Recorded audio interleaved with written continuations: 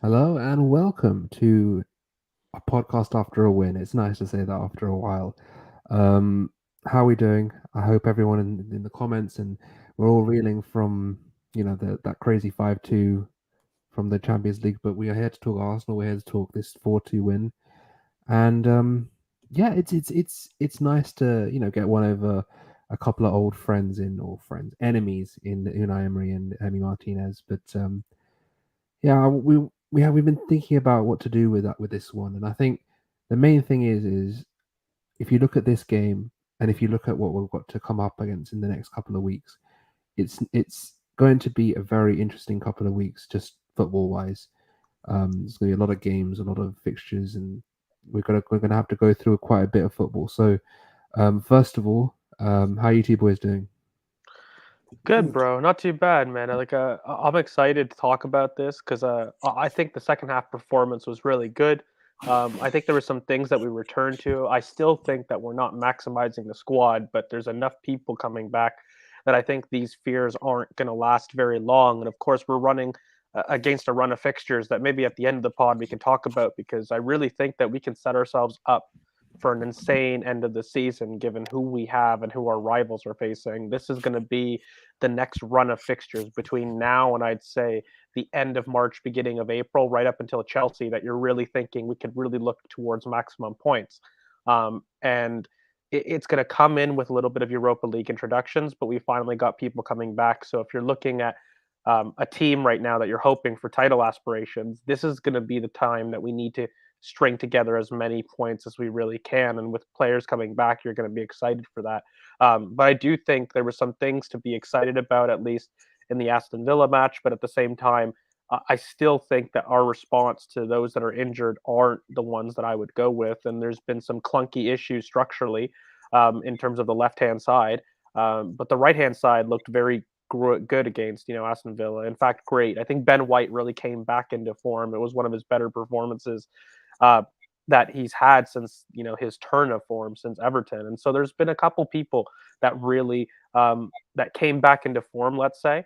And then there was other people that I think had a really horrid start, but then had a much better second half performance, much like the team. So you could get encouraged that I think it wasn't just patchy individual performance. There was some really good team play in and amongst it, but there's still some issues I think with the team in terms of how we're setting up structurally. Chris, what did you make of the game, just briefly? I mean, and plus, you're all right, bro. You good? Yeah, I'm good. The game, I think it was stressful to score a ninth minute winner. Uh, but yeah, a ninth minute winner, and then the 93rd minute was it 4-2. But it was a good game. I felt we dominated the game a lot. We had Aston Villa pinned back. They were forced to make a lot of clearances, the most they've made this season. And I think we played very well. I think obviously Ben White did have a good game. I want to delve into that a bit more, but Jorginho had a good game as well. And I feel like the squad is getting back to what it should be. Like the bench looked healthier. He didn't use it, but the bench looked better. Um, and it is nice to get a win after what four, no three drop points and what 9 goals conceded in the last 4 games. That's very poor because we conceded 16 and 18 before that. So there are things we do need to change, but it was good to finally win again and go back top after 1 week of only being second. Right, so let's get into it. I mean, when we look at how this game started, I think even just before the goal, I think we wanted to start quick and we tried. Um, we just really need to think about um, how we get through and how we can just really get on the front foot. Obviously, the goal comes quite early on, and um, I really wanted to discuss in terms of how we conceded that goal because obviously the Zinchenko turnover um, and the basically Saliba, I'm not forcing Ollie Watkins wide. Um, George, what did you make of um, how we dealt with that transition? I think obviously we dealt with it badly, but what specifically annoyed you about that goal in transition?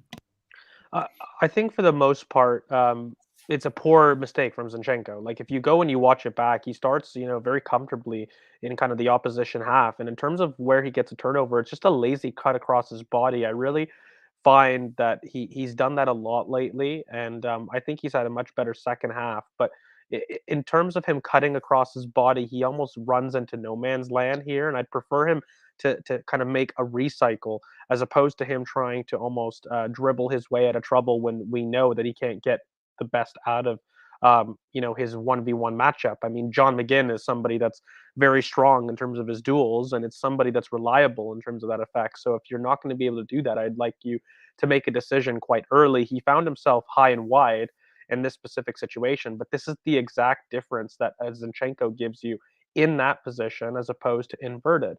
And when he is high and wide, kind of in that role, he doesn't create the same separation and he finds himself in trouble. And this isn't the first time that we've seen him have a mistake of this magnitude by being lazy on the ball or by thinking he has more time than he actually does. And we know it's a poor turnover. But then from that point, I will say, like, it's poor from a defensive point of view to concede. I actually don't think Saliba does necessarily a ton of stuff wrong. He checks his run, realizes he can't make them offside, and that's really the mistake that Saliba makes.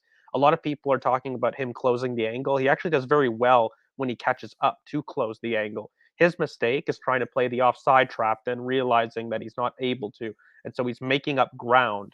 That is essentially the issue with that defensive piece of play. But then when you have it here, I do think that Aaron Ramsdale should do better in this position because William Saliba drags him wide. And in reality, he's created a worse XG shot. He's forced Ollie Watkins not to go through the middle when, by the way, he had space to go through the middle. He's closed that down. He's forced him wide. Do I like that Saliba has led with his left foot there to challenge? Not immensely. I would have preferred he kind of changed his body a little bit to go with his right foot to try to challenge, but that's semantics. Neither here nor there. He forces the attacker wide and forces him to take a shot in a really poor position. I think Aaron Ramsdale should be covering that position a little bit too well. I think he's leaned to his near post more than he should. And I don't think it's an Aaron Ramsdale weakness. I saw that being floated around. I think that's just a goalkeeping bias. You don't want to be beaten near post, but I just think his positioning is maybe a yard or two off from a goalkeeping perspective. Because if he was, he'd be able to get there down. And it's a good finish by Ollie Watkins, but I don't think Saliba does anything wrong in terms of his defensive 1v1 in the controlled aggression part. His mistakes higher up the pitch when he's actually trying to play somebody, Ollie Watkins, offside, and he does a check back. That's been the mistake.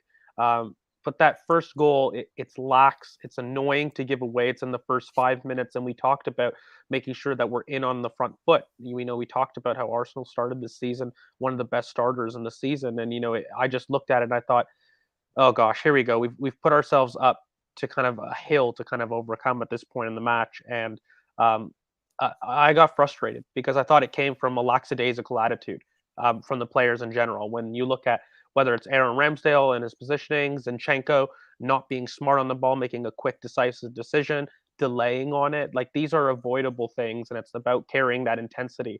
That was kind of the mantle that we did. So from the off, I got a bad feeling about it, and the goal was just a poor goal to concede. Like Mikel will be fuming, and again, it comes from our technical leader who we thought would pronounce a lot of patience and calm in the team, making a technical error, which I get frustrated with because once again, it's something that everybody keeps telling me he's there to provide, and yet there are mistakes there. So I'm just hope that we're able to kind of be fair with our criticism here because this was a completely avoidable mistake by Zinchenko. Yeah, There it was no was. reason to do it. Yeah, he had two options. He could have passed, played a through ball to Trossard or played it inside to Xhaka, but he decided to try dribble, give it to Matty Cash, and it was an easy pass. And I do agree that. So I think Saliba's mistake, if there was one, was earlier when the ball was played. I think he gave Watkins too much space, so that when he picked up, he had to sprint over to try to close the space. I don't think that Ramsdale could have done much. The shot was hard and low, and it wasn't in the corner, but it was so close to his feet that it's very hard to get down there and save it. So, and it was a very powerful shot. Like it was a very good finish from Ollie Watkins. So I don't think Ramsdale could have done too much there. But yeah, on Saliba, I just think earlier he just gave him too much space, and then when you get him that close, you can't commit. Like, you can't make a tackle, especially that early where you could risk getting a red card. So he can't get too close, and then he got close enough that he forced him on his left foot, because we wouldn't want him to go on his right. Like, he did the right thing to force him to go on his left foot, and then it was just a good shot. Yeah, so the He hit mistake it hard, didn't he? was He very got the hard. ball. He was I think it was clean. very hard for Ramsdale to save. So for me, it's just being lazy up on the left wing. It's because we didn't do that again he didn't do that again for the rest of the game. So it was clearly avoidable and just a mistake by one man. No, but the thing is, it's for me the goal itself. Obviously, as you both have mentioned, the mistake is avoidable. But what mattered was how we responded to that mistake and how we could really overcome a 1-0 deficit. And obviously, we get the second goal. We get back to 1-1 fairly quickly. But even in the build up to that second goal of the game, like, you could tell that the team was not going to just sit back and just let it take that the Aston Villa players take the game to them. They wanted to get back in the game, and we did. And George mentioned earlier about the right hand side. The fluency, I think, is obviously there. Obviously, now with Jorginho, it also gives someone who understands the in possession tactics needed to allow our wide player in Saka or Odegaard to really flourish. I think as the game grew on, that right hand side got better and better. Obviously, we had the kicking of Saka as well. I think it was like something like 3 flat fouls in the first half on him personally. What did you make of the response from the first goal, Chris? The actual how we responded from going down 1-0. We were a lot more front-footed, I think, and I think we were a lot less lackadaisical. Like, we were on the left-hand side. I don't think we were as fluid on the left as we were on the right. Obviously, the goals all came from the right, but the left wasn't as fluid. So I think getting guys like Saka and Ben White into the game at that point really helped. With Ben White, I think he grew into the game as well, because obviously he was having a poor run. So I do think he grew into the game, got more confidence. And as you said, Saka was getting fouled. Moreno fouled him twice, even took his boot off, and neither of them were called in the first half, and he nearly came off. But yeah, it really is just a great finish. Like, that goal really is just a great finish. Like, obviously there was decent build up, but Mings headed it back in, and then he just put in the roof of the net, and the keeper can't do much. And it just speaks to the quality of Saka, really, because not many others in our team really finish it like that. And again, yeah, just a great finish. It was a clinical finish, something different to what we've had recently with all the chances, like versus City and stuff. So I think it was good. But then after that, again, we conceded to poor defending. But yeah, that goal was just special. That's what I even said to you guys when he scored it. I actually slightly disagree with Chris. I actually felt like our response to the goal was poor. I don't think we were quite on the front foot. I actually think that Bukayo Saka does brilliantly to dig us out of a tough situation. I think we attempted to try to change things up. I think Ben White was making more of an effort on the overlap, but even then, things weren't coming off. And for me, we would have searched for a moment of brilliance for me, because the early between the line struggles made us very predictable. And even when you look at that goal, I feel as though that we do get fortunate for Jorginho to pick up the loose ball, pass it out to Ben White, who stands across really to no one. It's just because Tyrone Mings is just so poor at everything. And he's so shit that he passes it out in the middle of the box. But look, Bukayo Saka is up. He is alive to the loose ball, and it's a great finish. Like you said, Chris, like, it's a phenomenal technique. It's strong. It's on target. And for me, the reason that Bukayo Saka is in that position, by the way, is because Ben White is on the overlap. If Ben White is not on the overlap there, Bukayo Saka is not there. He's wide, he's touchline, and this is the fundamental issue when we start to talk about why we need to get our wingers closer to goal for me, because it's all well and good to have a structure where you have width, and I'm sure we'll talk about it a little bit later, but there's that famous clip of Stuyvenberg losing it at Leandro Trossard, saying for him to go wide, When in reality, when I have a look at that phase of play in the second half, he made the right decision to make a run, by the way. I don't know why Albert Stuyvenberg was getting upset. He was doing it because he wanted to keep the shape and make sure we had width. But the problem is you're asking an inside forward to stay touchline.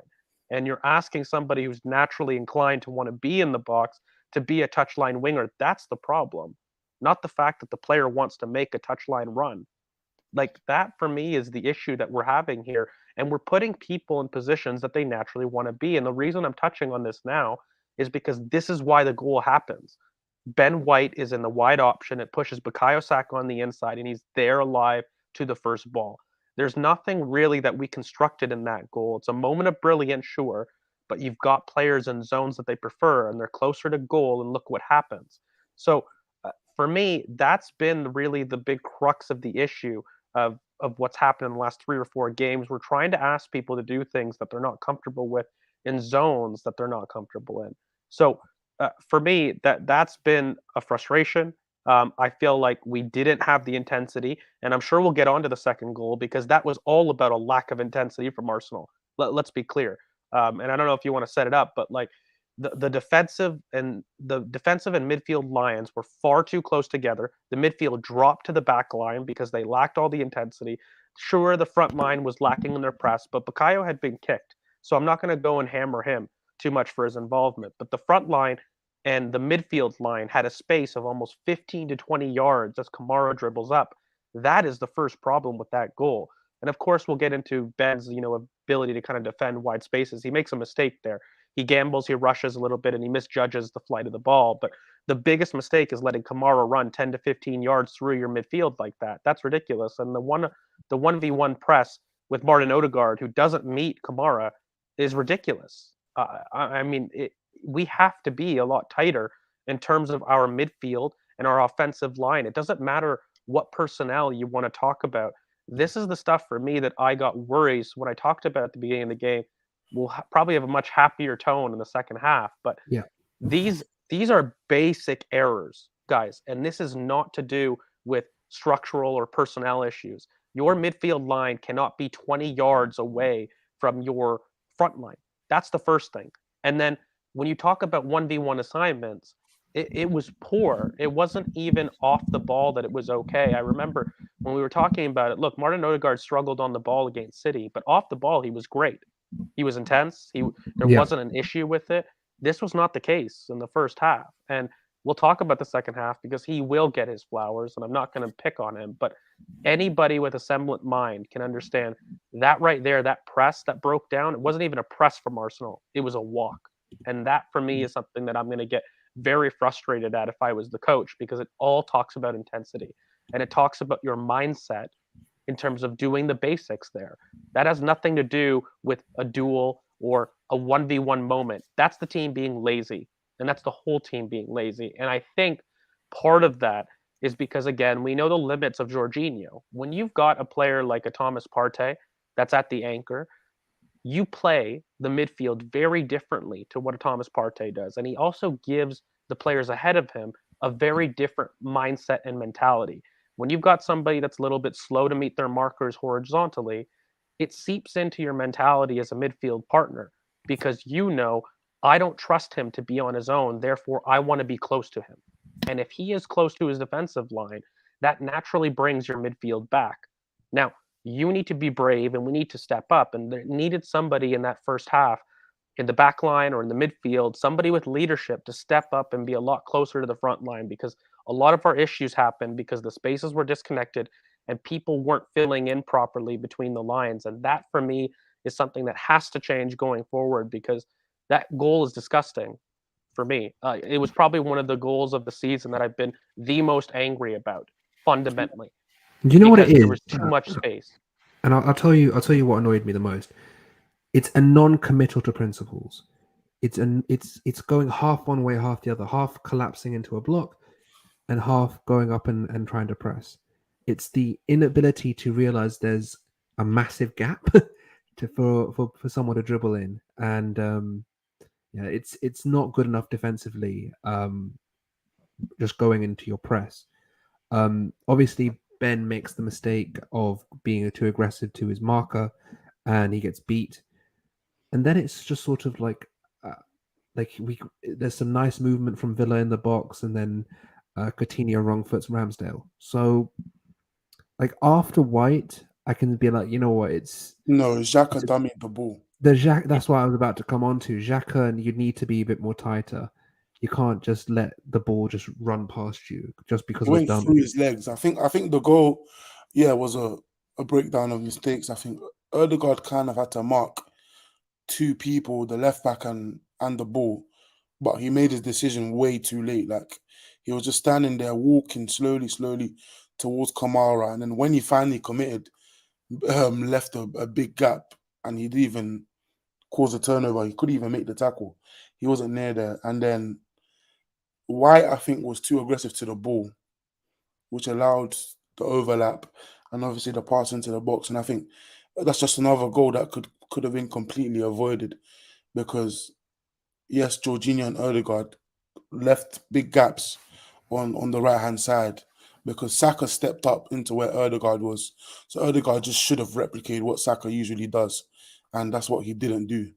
And then after that, it's just a mistake It's a failure of rotation. after another basically. mistake, and then it was a good finish from Coutinho, the keeper. You know what? It's How also he- not just like Odegaard. Like the entire team lacked intensity in the first 5 yards. Like when you talk about Chris, him being caught in between two minds and beating the left back, the Ben White of the earlier in the season is on the left back's ass. He makes the decision for Odegaard to press.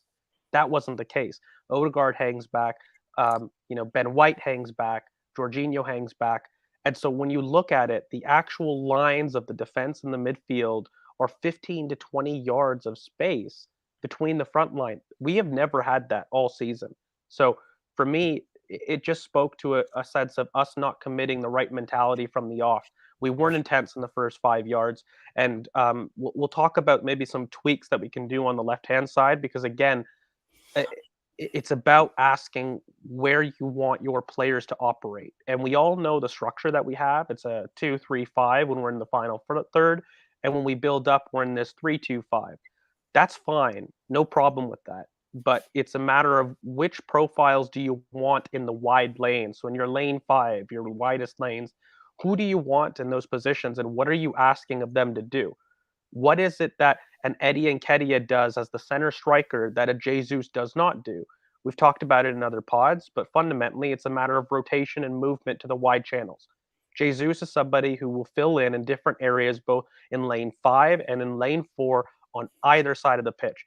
Eddie Nketiah does not do that. That is He's a something that's central become, presence.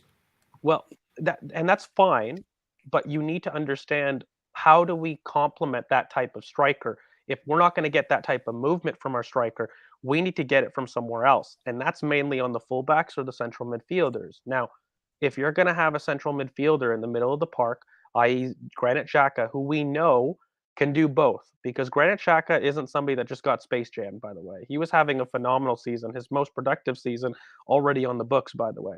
So I don't buy this task that Granit Xhaka can't do what he was doing earlier in the season, and it wasn't just because of Jesus. He was making off the ball runs, he was being more front footed, he was doing all of the things that we may want somebody to do, but he can't do that if the striker isn't filling in for the left wing that wants to come inside.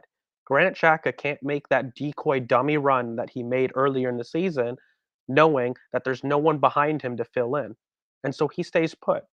And then you end up having Granit Xhaka and kind of Alexander Zinchenko operating on the same zone and stepping on each other's toes because they both want to do the same thing. And I think when you have a look at it, we need to start making a decision, at least while Eddie Nketiah is still in the frame. We need to find a way to make sure that we're maximizing the use of lane 5 and lane 4 on the left-hand side of the pitch.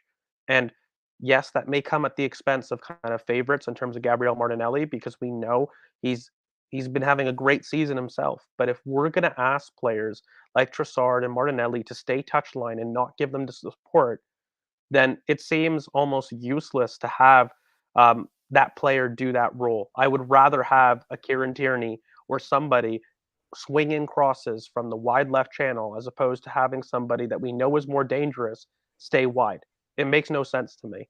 So we need to find a way to include a little bit more fluidity, because right now the left hand side is far too predictable. It's people being on each other's toes, and they're not necessarily operating with the right intensity.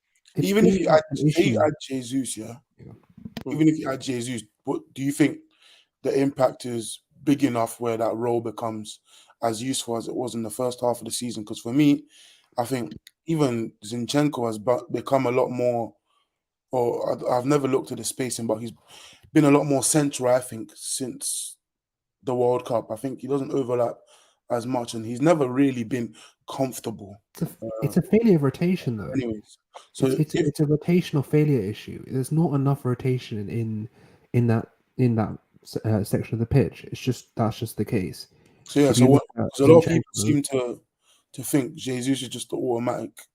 no, it's not. savior. It's So not even just that. It's the do fact you that think when he comes in, more people are just being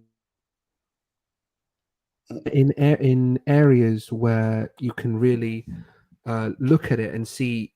Look, Jesus can be both middle and wide, as well as Jesus being in lane 4 as well. There's always going to be that rotation in there in the spaces on that in the front line. It's not a case where you're looking at Eddie coming wide a lot. If you have, as George mentioned, if Eddie comes wide, Jesus Martinelli or Trossard can go central, Xhaka can go up, and then you have Eddie Jesus crashing the box or Eddie crashing the box. That doesn't happen because you don't have that ability to have people that movement from lane 5 to lane 3. It doesn't happen like that because we don't have Eddie come wide. Look, I think just to answer your question, Chris, does Jesus coming back fix it? It makes it tolerable. And what it makes it tolerable in the sense is that Xhaka and Zinchenko won't stand on each other's toes because we've got somebody more willing to operate in the wide spaces. And Martinelli enjoys that because then he's pushed in the middle. And we know that increases his form. Martinelli closer to goal is something that is okay. And right now, the wide position still has somebody that's very capable in tight spaces. Right now, the wide position is ultimately Zinchenko, and he's not as good. It's not wide. But that's the thing. He's not wide enough. He doesn't stay wide. That's the issue we're having. I was getting there because he's not comfortable there, and it's Yeah, so he's not. ironic because I find that the criticisms that, for example, Kieran Tierney gets in terms of being inverted and not being comfortable are not applied to a Zinchenko when high and wide, and we've seen the troubles that offers. We've seen that the team has lacked a wide penetration. We all can see that. And simply having a Gabby Jesus being able to fill in and swap with the winger doesn't release that need. We still will need that's what I was getting. we still will need a wide penetration, but the only thing is I'm going to say is it allows Xhaka to feel more comfortable to vacate his spot to go there. So you're going to get it a little bit, but it's still not ideal. And the only reason you're not getting it now is because without that overlap from a Gabriel Jesus right now, Granit Xhaka doesn't feel comfortable vacating that spot because he was earlier this season. And you're basically having him receive as the pre-assist man versus earlier in the season, he was arriving as a third man runner to finish moves or to be in the box. Correct. And so that's a very distinct tactical difference, though, in terms of movement. And that's what I don't think fans understand when you're switching positions and you're looking at how we can replicate what we're missing right now. I really think that Mikel has to think about adding a little bit more thrust on that wing. And we need to understand that there's three main qualities that every single wing area needs. Like, why is it that the right is constantly so much better than it is on the left? I'll tell you why. You've got a dynamic overlapping option. You've got somebody that's excellent in tight spaces, and you've got somebody that wants to control the tempo of a match. You've got all three of those things in a pod, and all of them are in positions that they prefer. Odegaard is a much better tempo controller in possession, but he prefers to do things deep. He's not as good of a final third creator as people think. He's somebody that likes to play the pass before the pass. He's definitely somebody that prefers to be in one of those slots in the middle three. And by having Ben White as an overlapper, it pushes Bukayo Saka on the inside into lane 4 in the front 5, which is where he's more dangerous. That's how he gets the goal. And so when you go to the left, You have Gabriel Martinelli, who's high and wide. Does he prefer to be high and wide? Nope. No, he does not. Granit Xhaka, where is he? He is deeper in the middle third. Does he prefer to do that? He's okay with it. Granit Xhaka is kind of the unicorn. He can do whatever you want. Zinchenko, where is he? Is he comfortable being high and wide or asking him to be high and wide? No, he isn't. So you're asking players to do things that they're not really comfortable with. And that for me is the frustration. So we just need to be a little bit more cute in how we rejig some of the dynamics and understand without a movement from our striker, you force the fullback or the center midfielder to really depend and provide that kind of overlap. And we have one. We have one of the best overlapping left backs sat on the bench. And for me, it needs to happen. I really think there's 3 pods, and I've said this on the pod, ironically, many times. If you've got basically a Gabriel Martinelli and a Gabby Jesus as your front line, then you have Granit Xhaka and Zinchenko as your options in the back. That's simple. If you don't have Gabby Jesus available, then I'm sorry, but Zinchenko and Martinelli don't work together on that pod. You need to provide a Kieran Tierney, a Trossard pairing, and allow Granit Xhaka to stay deep and ping balls. By the way, I was told, if you have a look at Granit Xhaka, did anyone see how good he was in terms of his second ball retention? It was phenomenal in this game. That's And what it kind of won us the game, to be honest. If you look at how we managed to basically retain possession in that second half, without him, it's impossible. It's just not possible. and that's Because his the bread and turnovers butter, don't occur if they get the ball. Right, but that's his bread and butter. This is, I guess, part of the frustration. We need to ask players that their instincts are to do these jobs. When you ask Granit One thing I Xhaka, did want to ask you though, and I'll ask both of you this. I feel like, I mean, all of what George just said is true. By the way, the lanes, the comfortability, and all of the ways that we use that front line. And for me, people have been asking me personally, oh, but Karen, they were working well with Jesus, so why can't they work well with Eddie? And the main thing is, for me, there's two things. One, obviously, is the rotations we've just discussed, and 2 is trust.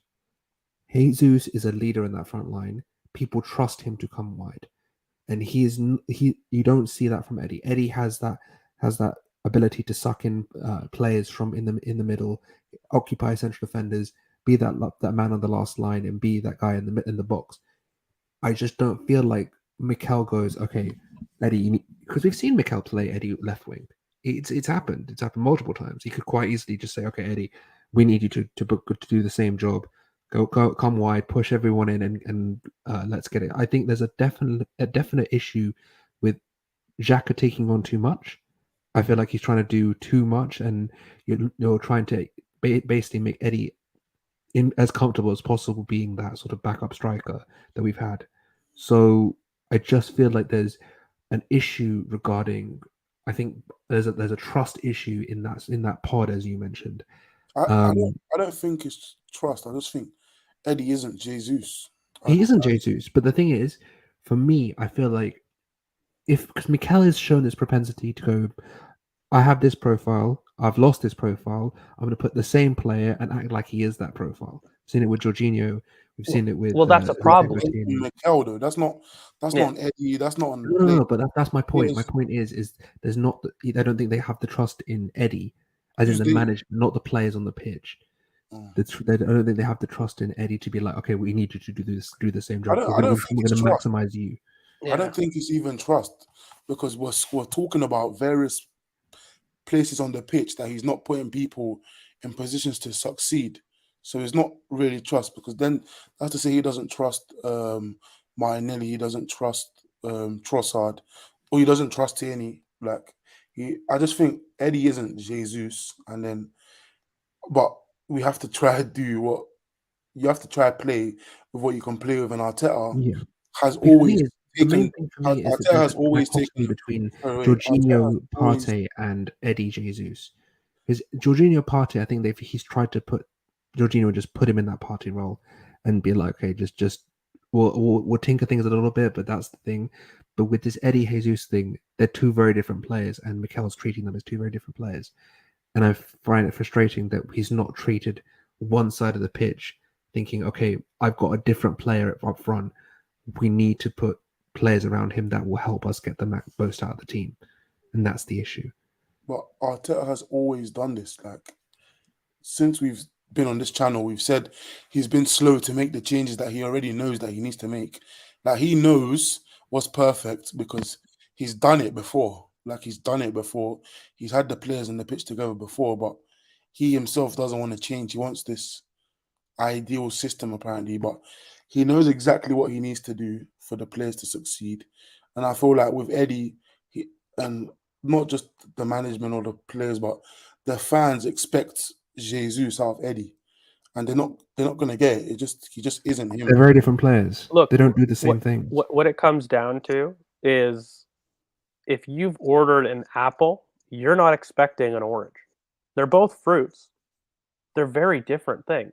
And you can't expect the same sweetness or tanginess from an orange, from an apple.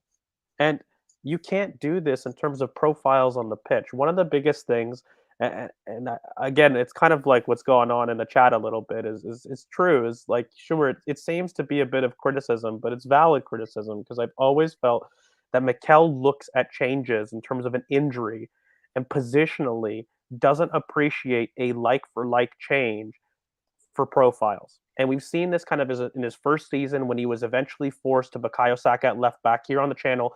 How long did we all scream for it to happen in his first season? And he waited 3-4 games. West Brom. And he did it, but he did it 3-4 games late. We talk about the season before, when we talk about having a Kieran Tierney injury and how we wanted to use differences in terms of Tomiyasu. It didn't happen, and it happened late. And so he did them eventually, but fundamentally, a positional change is not the same as a profile change. And I can assure you that Arsenal didn't look at Leandro Trossard and think he's a touchline winger. Like, I think this is not something, I'm not talking alien here. Like, I'm sure they know. I'm sure they know what they bought, and it's not a case of them not knowing what they bought. I think it's more so a case of us being stubborn to a particular idea of how to approach the game. And when that kind of stubbornness overrides philosophy, that's something that I still think he needs experience in as a coach. That's still something that I think he needs to get better at implementing a little bit more, because I think simply to look at Trossard and not think that he's a different profile seems a little bit of an issue. And I think this idea that Mikel is not fluid, I think there needs to be a little bit of nuance. Mikel is an extremely smart coach, and he's able to make so many different formations work across his 3 years. We've seen Mikel experiment with a back three, a back four, a front two. We've seen him experiment with a middle three, a pivot. He is an excellent coach at creating a plan A. What he does struggle with is when there is an injury, how do I replicate the same success? And do I do so by just switching positions and asking them to play the way that the injured players played? Or do I appreciate that, look, I have a certain profile player available to me. How do I arrange their traits to kind of create the plan A that I had?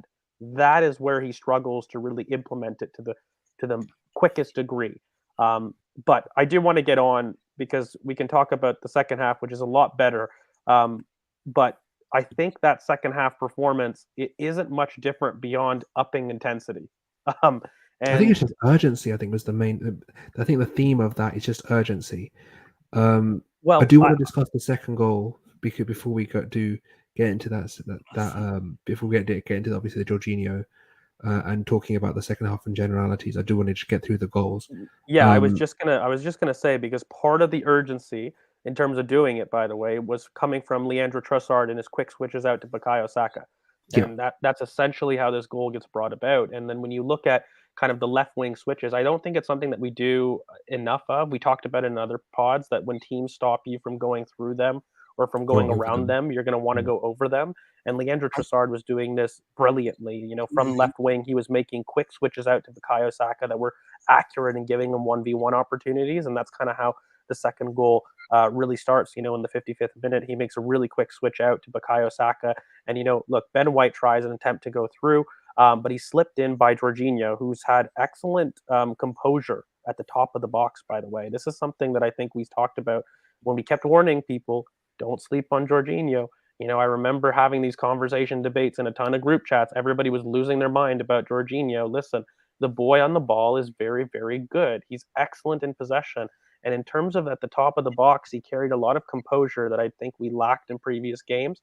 And he creates a beautiful slip through ball out for Ben White to really hang off on the last defender. And he stands up a beautiful cross, and Eddie has a great chance for a looping header off the crossbar. Like, what did you guys make of the finishing ability of Eddie? Because I feel as though Eddie is somebody that I've always said struggles aerially, but has excellent movement, which is why he gets those chances. But does he have to do better in that situation for you guys? Not just that one, because I think There was obviously others. he had the 1v1, Yeah. the great Mings clearance, which he really can't do much there. That was another chance where Ben White with a great overlap, Jorginho, nice clip ball over the top. Good first touch by White. He dinked it over. He'd even look at the goal once. He'd even try to shoot with that chip. He squared it, and again, there's not much he could do for that one. But with the header way he hit the bar, he has to at least put it on target for me. And with the 1v1 where he put it over the bar, he has to score that for me. So I think he should have at least walked out the game with 2 goals, because he had 4 shots. I think 2. What did they give it? As 2 big chances missed, I think. But I think he did waste a lot of chances, and it's not the first time. But with him aerially, he gets into great positions. It's not just this game versus Man City. He got into great aerial positions as well. Put the shots wide, hit the bar. So I can't explain it. Like, there's not much you can say. It's great that he got into the position, and it's not the first time. He does it pretty much every game, and we're actually finding him consistently. But he's just wasting the chances. It happens. To see one going.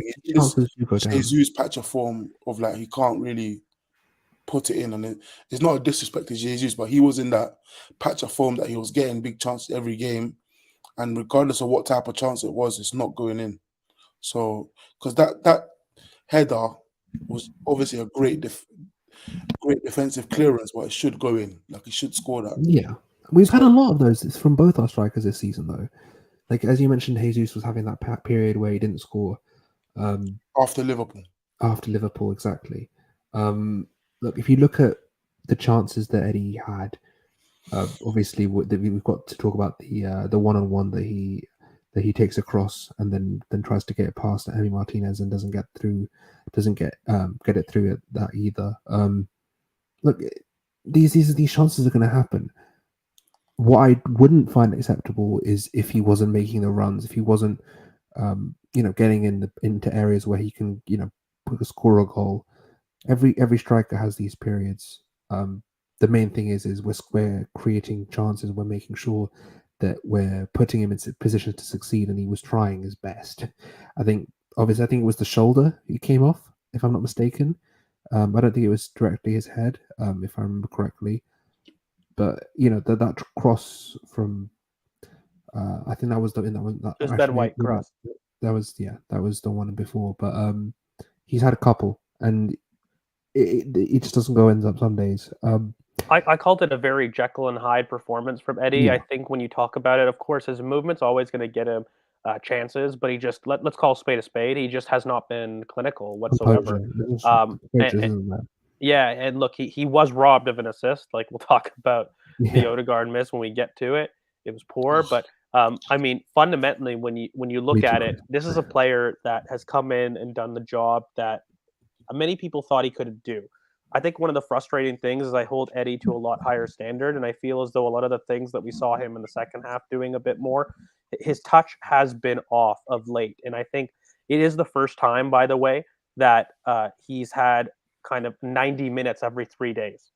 And I say that a little bit facetiously, but it's one of the first times he's been in the limelight. And I think that it needs a little bit of patience. He's going to go through that gear. But the fact that he keeps getting these chances is because he doesn't stop. Like you said, Corinne, that's an excellent trait to have for a striker. And that's really what you look for in a coach. But I do think that he needs to kind of pick up the pace, because unfortunately, he's underperforming even Jesus. Chris, like, when you talk about it, he's even worse than Jesus in his underperformance. Like, they both went through sticky patches in general, But if you look at the numbers, he's actually underperforming his XG worse than Gabriel I think Jesus it's was. because I think that's also because he's getting more of the chances. One, his movement is just more like cerebral. I think so. He's getting more chances than Jesus really got in those positions. But he's just missing them. And as you said, it's the first time he's playing 3 games, like games consistently. And Yeah. I think for it to be the first time in your career, he's doing very well to manage his fitness because he's still being available and present 75 minutes, 80 minutes into the game because he's not going to be subbed off. Like going to the game, we know, he knows, we know he's not going to be subbed off at all. So I think he's done very well to stay physically ready for 90 minutes consistently. But yeah, mentally he could be fatigued. It does take a lot of strain. Two, the losses don't help anyone, especially when you're missing. Like if he scored, because he's not even just missing, like he's not like, oh, great save. He's missing, like he's not hitting the target. It's not like, Martinez made some great saves. Apart from the Mings clearance, everything else was off target. He hit the bar and he put the 1-1 over the bar. So it could mentally strain him, but yeah, he just needs to get. I think he needs to get one early. He just needs to see one hit the back of the net and get on the form. Like there's not much. That happens He with a lot of strikers, though. Like a lot Yeah, of he's strikers, not they much need that apart one. from the finish. I don't think he's doing much wrong apart from the finish, which is I think Which is a well, lot for a outlet players striker. put his link up And I is think fine. that's the one criticism that's going to be levied at anybody. And we all know people go through patches, but I do think if Eddie was self-critical, he'd say this is poor. And I do It think is in poor. combination with his form, I think the fact that the team isn't creating chances, like I think Chris, you're saying that he's got chances. I think individually he's created a ton of chances. that's what The I'm team, with his movement. yeah, but the team hasn't. So So there's more pressure on the chances he has. exactly. So those do get relied upon a lot more. So, but look, I think that's it because for me, the positives in this game were that he kept having those chances late on in the match. Like we talk about the assist he should have had, that came a lot later. He kept running, he kept making himself an outlet, and it was just crazy because beyond the finishing, Eddie was an amazing outlet this game, just in general. Yeah. He was very available. So if that continues, we just need to create a little bit more between the lines. And then I think that you'll see an Eddie less hurried because I also feel he feels the burden of the fact that Arsenal haven't scored a lot of goals lately. And he knows Exactly. he's the striker. And so Because he's also Do getting you not think chances. there's a part of it this bit he's over trying a little bit? He Like has he's to though, really because he's for getting sure. chances where we're 1-0 down, 1-1, 2-2 in the 70th minute. So I don't think he's got a big chance when we're up yet, or when it's 0-0.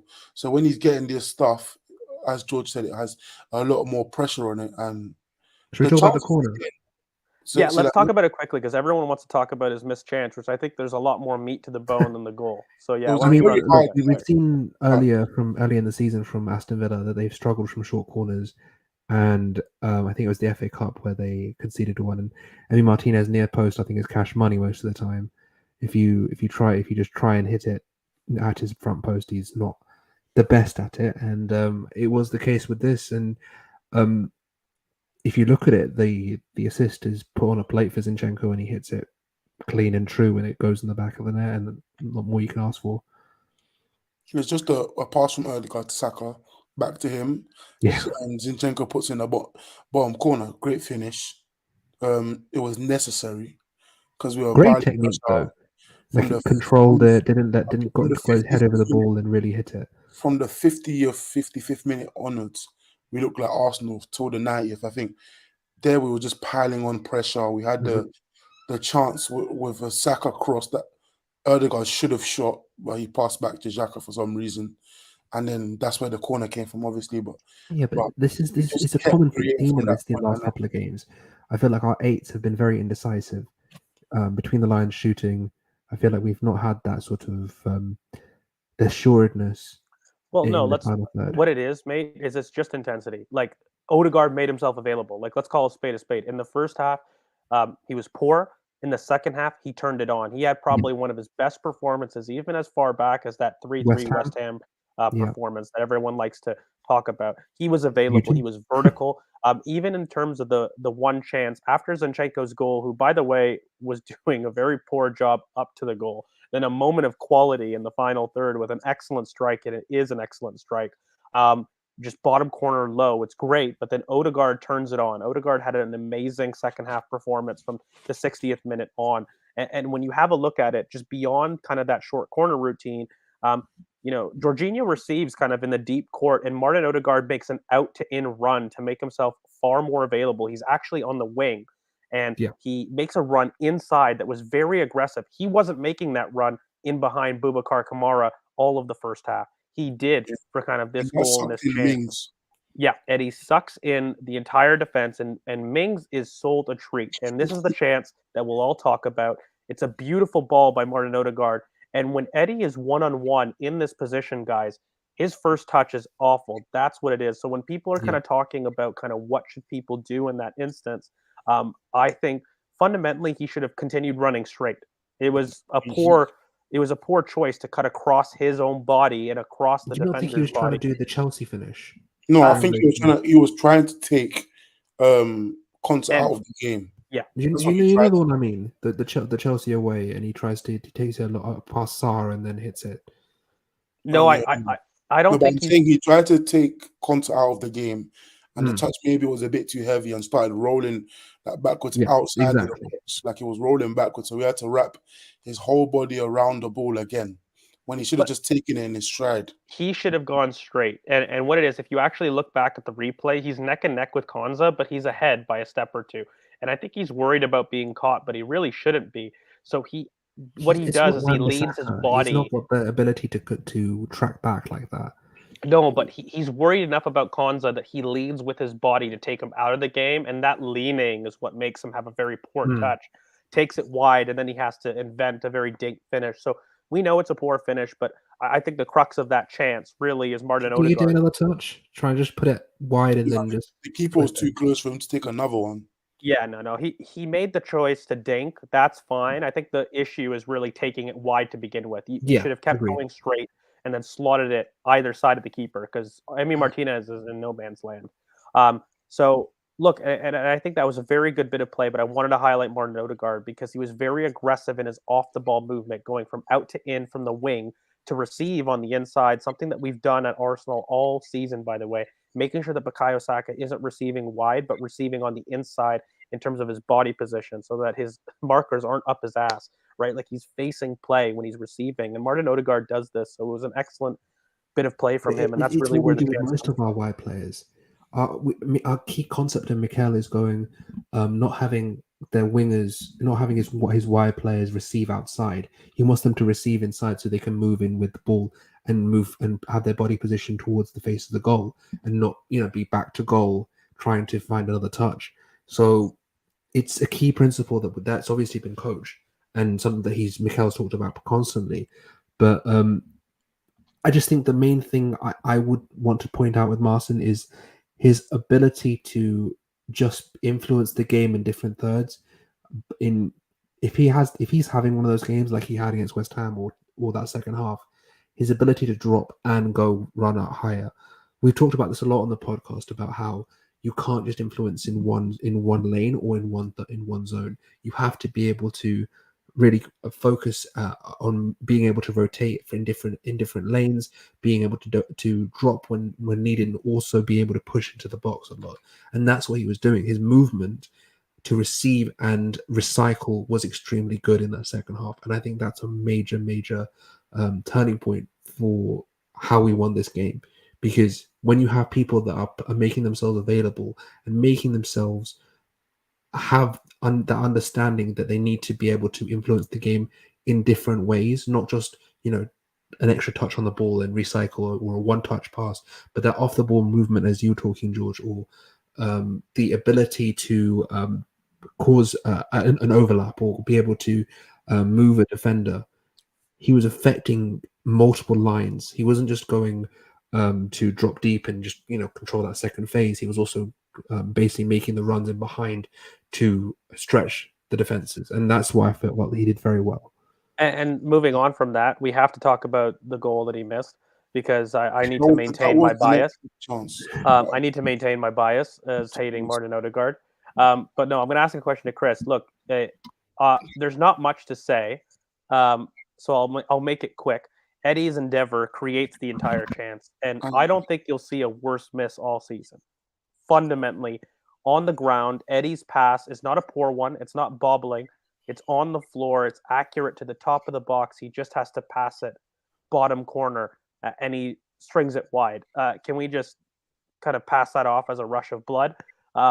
Or does Martin Odegaard get into enough of these chances that it's time to kind of have a dialogue about him really focusing? Almost as if I don't even need to. Almost as if we had a dialogue about it against Everton, and we said that he's going to get cutbacks at the top of the box, and he's going to put them wide. I said he'll score 2 out of 10. People said I was being you're being harsh. I said 5, and you guys got on my ass. So Yeah, exactly. Damn straight. Did you look at that miss? It was a great press from hey, I gave look, guys, comments. No, see, these two are being very mean to Martin. I'm being nice. Okay, be nice to me. I'm cool. 2 out of 10. He'd score that because obviously, one, he put it completely wide. It's not the first time he's missed that type of shot, and he will do it again. And it was a great press by Eddie to cause the turnover by Konsa. Xhaka did start. Xhaka did start the press on the fullback, Cash, and he played it back to Konsa. Konsa one touch, Eddie steals it, and I think that's the difference between his press really and everyone else's on our team, because he causes a lot of turnovers, even on keepers. Like, he causes a lot of turnovers and because they're soft, they give him fouls a lot, and it's why he wins the duel. It's not so much that he just meets his marker; he actually wins the duel. And they give him a lot of fouls because he wins them on the keeper, and they don't like anyone touching keepers. So he passed it to him, and Mings wasn't close to him. Like, Mings, I've watched that back so many times just to say, oh, maybe this, maybe that, maybe he had time to take a touch. He could have slotted in the bottom left corner, slotted in the bottom right corner. He just missed it. Simply. And by the way, that's at the 76th minute, and this is prime time substitution. And when you're talking about Emile Smith-Rowe, look, let's ignore some of the fitness issues. I really think people have underrated Smith-Rowe's ability to impact this team fundamentally. Not here on BoP. We've been very praising of Emile Smith-Rowe, but there's been a lot of crap on the timeline about how influential he could or could not be, even just as a finishing sub. Emile Smith-Rowe slots. This is what he gives. No, but sorry to cut you off. In fact, I'm sorry. No, but yeah, like we saw it last season. We saw it versus West Ham. No, but Chris, he's versus Watford. We saw it multiple times. Him come on the pitch and just finish the game off, get a goal, and win the game for us. So I don't. Do you remember when we were rotating Odegaard and Emile? Do you remember we were having that period last season? It was like Leicester around that time last season. Well, I'm tired of people calling him a winger. He's not a winger. We've been linked to wingers for like 2 years now. He's not a winger. He's been a midfielder his entire career. He was a midfielder in the youth. He came in as a 10. The one time he's played this season, it was against Oxford, and he played as a right centre midfielder in our system. It's going to be the same thing. That's where he scores his goals from centrally. But like going into the game, I was confident. Oh, Emile's here. Maybe we see him come off the bench. But no, we saw the same subs, because I wanted to ask you guys. We saw the same subs, the exact same times. 60th, he brings on 1 man. 80th, he brings on 2 men. This time he didn't bring them on because we scored, so he brought them on in the 90th. So what did you make of it? Because again, I'm tired, man. Complaining about these subs. He did the same thing. It's annoying, but the subs in theory are good. So when you talk about a Fabio Vieira in terms of what he gives you, particularly with a low block, he gives you that half space crossing potential, and he also gives you a final action. The theory of that sub isn't the problem. It's when he's coming in. And Mikel has to get better at that. We know about this, but I do want to say I think Fabio Vieira had a phenomenal sub, not just because he got 2 assists, not just because I love him, but really for that chance that Leon Bailey couldn't score in the 91st minute. Fabio Vieira is absolutely vital from a defensive contribution sense and making sure to force Leon Bailey wide, by the way. But that also was a great save. By Ramsdale. With his hand tipped down to the bar. But yeah, Vieira was very good. I think when the space opens up the way it did versus Villa, because Villa did try to sit off, but because it was 2-2, they couldn't drop too deep because they wanted the win. They didn't want the draw, weirdly, because they were sitting deep but not in their own box like Brentford. Like Brentford sat in their box and said, come at us, and Villa wasn't. as deep. I don't think. But this is the thing; they're very confused. Principally, in their principles, they're not as clear as a Brentford, for example. I feel like they're in that Emery sort of. No, We let's want call to it. be But like attacking, but we we know also what want to defend. we know what an Emery team is. They're a team that fundamentally down the line is going to be loose in their transitions. They don't obviously stick to task and they lose their mental edge. Like we've seen it with ourselves and Arsenal so many countless times that we have a good setup to start, but then we make games transition games. And Fabio Vieira is a transition player at the moment, and it's not even just now, but it's um, uh, not necessarily waiting, but it's just he thrives off that type of game fundamentally. So you're going to see him do really well No, at no, that. no, no. Um, Wait. I haven't waited for him to mess up. Like He has he been does messing it. up. when he messes up, I speak on it. When he doesn't, I praise him. But I feel like a lot of people haven't spoken. Like I haven't heard his name till Villa. Like Yeah. when he was poor, no one speaks about him. But when he's good, everyone's like, I'm hearing now, oh, he's moved ahead of Haaland in the Player of the Year debate. But the past 3 games, when him and Haaland were on the same pitch, I didn't hear nothing about him, Erdogan moving past Haaland. So I feel like the people that praise him need to also be loud when he's poor. That's all I think it is. Yeah. Yeah, after that, 5 minutes later, we had the Gabriel chance. Yeah, that was what a tackle. Which we were going to get to because that's absolutely is what saves the game. And he for a guy that gets The labeled tackle rash. and the chance, the header in the Yeah, box. yeah, because for a player that gets rash calls in terms of him being unable to control his body in the box, he does exactly that in the critical moment, at a critical moment in the game, a decisive moment.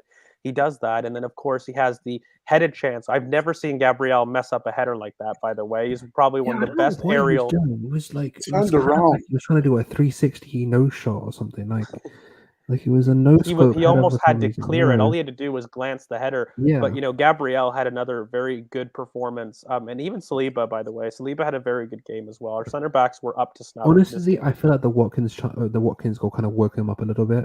I think that he was because Saliba was so good I've seen on the floor. Saliba deal with Mbappe in the I was situation. surprised he didn't make a foul. Very, very much so. And then look, guys, like we'll quickly go over the last 2 goals because there's not much. Look, it had to be Jorginho, didn't it? The narrative had to spell Jorginho in terms of him being the difference maker. And look, Martinelli receives it kind of wide. And guys, I think the one thing that I will say, by the way, is Arsenal have flooded the box so many times on this occasion to pin defensive lines really deep, and it leaves space at the top of the D for a shot, whether that's a cutback or whatnot. We've seen this happen so many times this season. It's not coincidence. But look, it's a great strike by Jorginho. And if you could describe a goal, by the way, like a comedic way to concede for Emi Martinez off the bar, off his head, satisfying inside the goal, it could not have been more satisfying. And for all the people that said Jorginho would struggle, he's already paid back his £10 million in these 2 performances alone. But I think he's got more in the tank. Look, it's a great strike. I don't know how much can go on beyond us really forcing the issue and adding the impetus. But beyond just that chance, Fabio Vieira, of course, with Martinelli, has a beautiful goal. And I think that pass by Fabio Vieira is very underrated, by the way, just because I think it's stupid that Emi Martinez went up for the goal. It gets overshadowed in terms of how Alex, good. I'm gonna get something for you. Just give me 30 seconds. I'm gonna get something for Alex here because this is a very. In terms of how perfect that between the line pass is from Fabio Vieira and the weight, it's just absolutely immense. And I think that he had an opportunity to create an offside there. By the way, like it's a very difficult pass in terms of execution to get it right.